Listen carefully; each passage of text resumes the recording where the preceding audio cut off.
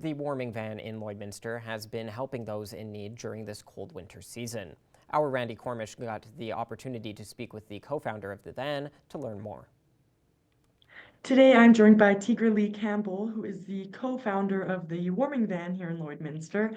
And today we're just going to be talking about the van and how that all works. So thank you so much for joining me today. Would you be able to just start off by telling me a bit about the Warming Van and how that all got started? Yes, so the warming ban was the cold weather response that was put forth by the city. Um, once we can we talk about the not expansion of the men's shelter? So once the expansion kind of got denied, we really needed a response for this winter.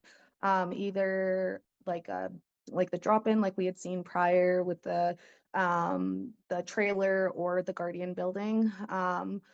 But with the time frame that we had to work with, there wasn't we had to pretty much take what we could get. So the city had come up with this plan and they asked if we would they asked a bunch of other community partners to come to the table.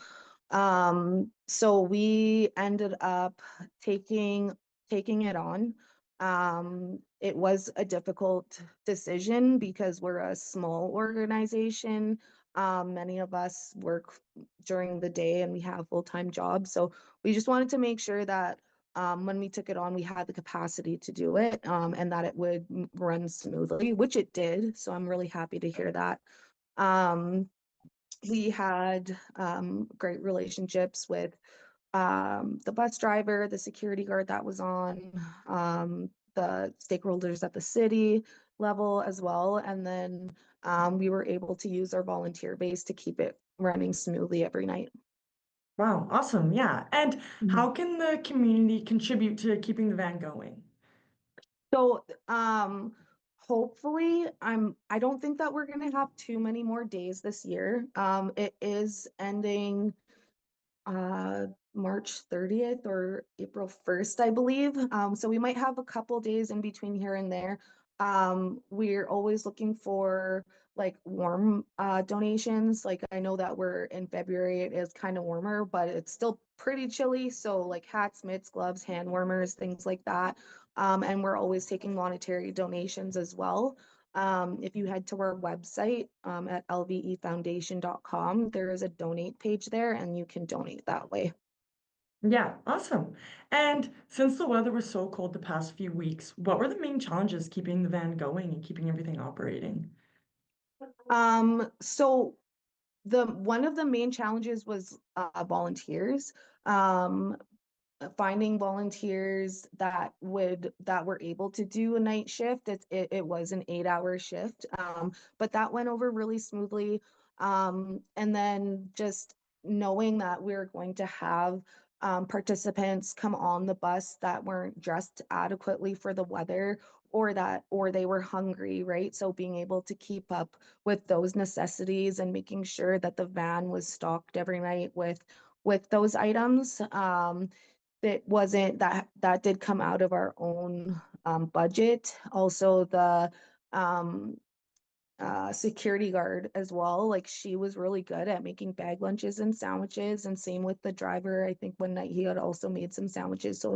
So even with those barriers, we were still able to keep it going and still provide these items that kind of seem small in the grand scheme, but they are really important. So yeah, I'm honestly I was really kind of hesitant at first because I didn't know how it was going to go. It was like the fear of the unknown, like, is this going to be really successful or is it going to fail horribly? But it went really smoothly, like very minimal hiccups along the way. Really great to work with the security guard. It was really great to see the unhoused that we work with in a different time frame, even like it's a whole different ball game working overnight and like getting to see the community throughout the night as well. So overall, big success. However, with that being said, um, we still would like to see something more sustainable and more efficient for next year. So yes, it did go smoothly. However, we are looking to see more for next year. Yeah, yeah, absolutely. And just overall, what was the most rewarding part about providing this for the people that are in need? The most rewarding part was we didn't have any deaths in the community this year due to the elements. And to every single night, the participants would say how great of a program this is, how they were so grateful for it. We had people calling to get picked up from wherever they were. They knew that it was a reliable service. And also from my own lived experience, like I've been in the shoes of many that I see. So to know that I'm now on the other side and I can support in this initiative was very powerful for me.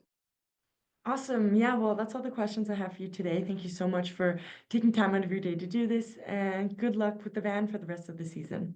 Thanks so much for reaching out. I hope you have a good one.